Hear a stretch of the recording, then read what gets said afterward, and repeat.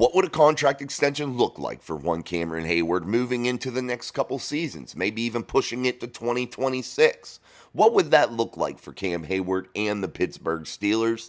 And let's talk a little bit about the schedule. After I've looked at it a little bit more in depth, I want to talk about why I don't think that maybe it is as bad as we may think here moving into the 2024 season. Welcome back to Mike Drop Sports, everybody. I'm Jason here on a Friday. Thank you all for diving in and watching us as you usually do here for our daily upload. But I want to dive in and talk about the Steelers news of the day, that being Cam Heyward's contract extension, what that may look like, and still the schedule still being a major concern here as we have gotten through the last 24 to 48 hours of what the Pittsburgh Steelers potentially face in the second part of the NFL season next year and what that is going to look like. But let's start with Cam and what the Steelers are going to need out of Cam Heyward. They're going to need his veteran leadership. They're going to need that depth at the offensive or defensive line position. They're going to need to have a big-time rotation along that defensive front in order to remain healthy, to be able to withstand the heavy load that they have in that back half of the season, and to really get their feet underneath them in the front half. Having leadership like Cam can bring is of utmost importance because this team is really going to be finding its identity, both offensively and defensively, especially early in the front part of this season, to where the Steelers and this franchise as a whole just need to stack wins and really come together as a solid unit. That is what this franchise is really going to be aiming for here in the first 8 to 9 weeks of the NFL season. They head into that bye week 9. So when they come out of that going into week 10, they really want to have maybe found that identity and really have jailed. And I think Cam Heyward will play an instrumental part in that team building, in that way that they become able to identify what they do best. And I think that's exactly what you're looking at when you're looking at Cam Heyward. Yes, he may have lost this step. Yes, he may not be the player that he once was. But if you're the Steelers and you're looking at how you can maybe extend this contract and figure out a way to keep Cameron Heyward in the black and gold for his whole career, I think you need to look at this. Cam, you're not paying Cam for what he's going to do in the future now, because I don't think it's going to be exactly, well, you are going to pay him for what he does in the future. You're not going to be paying him for what he did in the past. That's not going to come into play here if you're Omar Khan, even though you're dealing with a player of the pedigree of Cameron Heyward, a guy that deserves all the accolades, that deserves all the money and shit that's thrown at him, because I think he is a quality ball player. But you're not paying him for what Cam used to be. You're paying him for what he's going to potentially be in 2024, 2025, 2026. Cam says he doesn't want to restructure that deal. He doesn't want to lose any of that $22.4 million due to him in 2024. I don't blame Cam one bit for that. And I don't sit here and knock Cam for not wanting to get rid of that. But I think the Steelers may be able to figure something out to where Cam still gets that money for 2024. But you maybe spread it out over the next couple seasons after this. Wrap $10 million or so into a bonus to give Cam that hefty little payday here right away here in 2024 to kick the money down the road financially. In 2025, 2026, and then spread out a fair maybe 6 to 7 million at the most over the next 2 years on top of that per season. So maybe you look at an extension for Cam Heyward as 2 years, 14 million, 12 to 14 million over those next 2 years, plus wrapping up the $10 million bonus, spreading that money out to where Cam Heyward might sit at an $8.5 to $10 million cap hit, and you still retain him for this season, 2024 and 2026, bringing him to the age of roughly about 37, 38 years old, which probably finishes Cam's career and gives him a chance to really be part of this team. And financially, I think it makes sense. I think Cam Heyward will still provide you that quality depth that you need at the defensive front. And I think it works for both sides. And you look at that and you're saying to yourself, it's probably going to be after the bonus and you spread that out, you're looking at a guy that would never even reach probably a $10 million a year cap hit. Plus, he still gets his 22.5 million this year, and he still makes substantial money moving forward. And I mean, I think that would be just a solid deal, and I think it would work all around for both sides, in my opinion.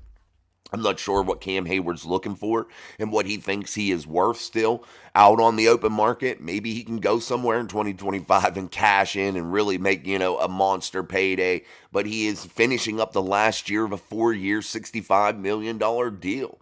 I just think it makes sense to be able to keep Cam Heyward, keep him happy, and keep him in the black and gold and really pay for that leadership is what you're paying for, and still maybe rotating him in to continue to utilize his effectiveness on the field, but you're still limiting his snaps a little bit to where you're preserving him and using him later in the season as a real veteran presence, a guy that really knows how to play football and is super smart at it, and can make some disruptive plays late in the year, especially when you're playing teams like the Ravens, Bengals, Browns in divisional matchups, Eagles and the Chiefs late in the year. You're going to be playing some really smart, significant teams, and you're going to need to ensure that you have guys like Cameron Heyward spread throughout the roster to be able to provide that veteran leadership and really guide the young guys, guide the new guys, and really figure out how this defensive front can continue to grow and move forward, even with some veterans in the mix.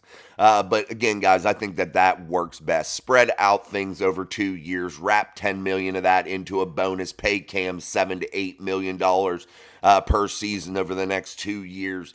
Adding that all together, you keep Cam under barely around $10 million. Probably 10 million max that he would be cap hit wise if you figure out the contract right and you put everything into the bonuses the correct way.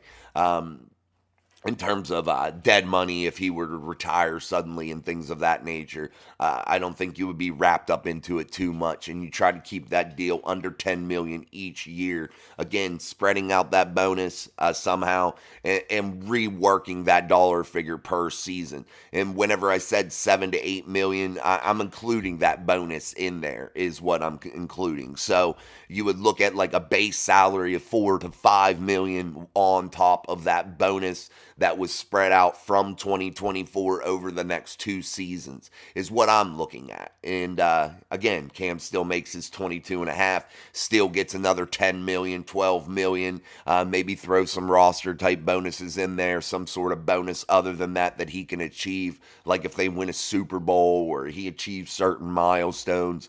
So I think that's where you want to be if you're the Pittsburgh Steelers, and I think if Cam will agree to that and get that done and keep his cap hit around, even this year, 10 million, 12 million, maybe even 14 million, that'd be okay because you're coming down 10 million. And then after that, keeping it around that 10 million, 9.5 million mark per season in terms of cap hit with the bonuses and everything. I think that would work. And I think that would be something that would work for both sides, in my opinion. Maybe I'm wrong. Maybe I don't know enough about the cap and contracts and things of that nature. That just seems to be what would work for me if I'm the Pittsburgh Steelers and I'm talking about Cam Heyward and how to keep him in the black and gold for the rest of his career, because I don't want to see Cam in any other uniform. But yet, I understand that Father Time has caught up to Cam, and potentially he isn't the player that he used to be. But I still think he has significant value. And if Cam, you're out there listening and watching the video, I still think you're worth something, man. I still think you have significant value and significant things that you can contribute to this Pittsburgh Steelers team, or any team for that matter, moving forward. But I just think that we need to live in reality and really look at what the value on the contract would be and what that would look like moving forward for the Steelers or any other team that would be to be able to sign him. So let's keep moving, guys. I did want to talk about the contract, or not the contract, the schedules. The schedule particularly for the Pittsburgh Steelers, and why I think maybe it's not as bad as we originally thought. I think, yes, there is a really rough part of the back half of the season, and I've never seen the way that it's stacked up against the Steelers in terms of divisional opponents. I've never seen a schedule like that. But if you look at this schedule and look how it sets up, it is definitely easier and you look at where it ranks, it's like seventh or eighth toughest or something like that, or easiest rather, not toughest, seventh or eighth easiest in terms of strength of schedule in those first 8 weeks of the season, heading into their bye week, week 9.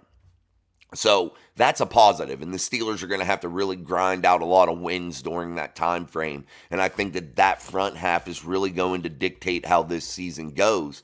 But you're going to look at the Steelers coming out of the bye for the second half of the season. They should be a much improved football team. The offensive line should have finally gelled and started to really show their true identity. The run game should really be hitting its stride. The pass game with Russell Wilson and the receiving core and the tight ends, they should be really hitting their stride by then. I think you're going to see a defense that's going to really know what they're about and really know how to handle teams. And God forbid that there is any injuries, but hopefully there is no injuries really to speak of heading into that bye week, and the Steelers are able to even get healthier. But you look at all these other teams that they're going to play. Yes, they have a lot of games to play too before the Steelers hit this stretch. So there could potentially be a ton of injuries across these teams to where, maybe these games aren't as difficult as once thought here on paper ahead of the 2024 season. So the Pittsburgh Steelers could be a complete football team by the time they hit week 10, to where it doesn't make this back half so bad. And the Pittsburgh Steelers have a history of, really being able to build throughout the season and coming to the end of the year, really being able to show what they can do. Let's just hope that the front half of this season, they don't dig themselves into a ditch to where it's going to be impossible to get out of.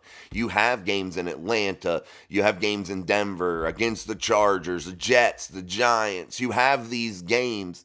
And if you're the Steelers, you really need to take advantage of those games and really come out with some big time wins and really be staring down and looking at, a 5-3 record or something like that heading into week 9 for that bye. You need to really be sitting pretty there and really have a solid footing on that winning record. But I think it's really going to pay big dividends to have that experience and really have found out who you are as a football team heading into the back half of the season. Because I would have rather played those games in the back half than if they would have stacked them all in the front, because I think the Pittsburgh Steelers would have really taken a beating in the front half of the season if they had that schedule that's set up in the back, in the front. I think they would have really got behind the 8 ball, and I think it would have really been a challenging thing for the Steelers to figure that out, get their identity, new offensive coordinator, new quarterback, new pieces along the offensive line, new pieces in the defense also.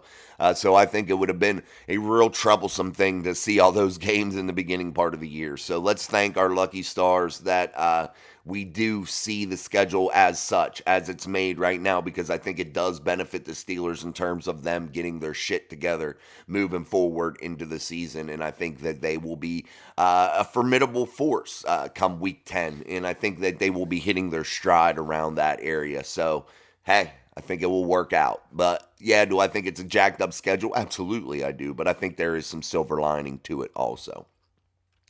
All right, guys, so I've rambled on enough about Cam Heyward's contract and what that would look like. Go back and watch last night's live show if you really want to truly hear exactly what I think of Cam Heyward. Make sure you go back and watch that. It was a real banger last night, man. We had a good time on the live show. Tons of chat comments, tons of viewers. Yeah, it was awesome. Like over 1,600 live viewers throughout the show.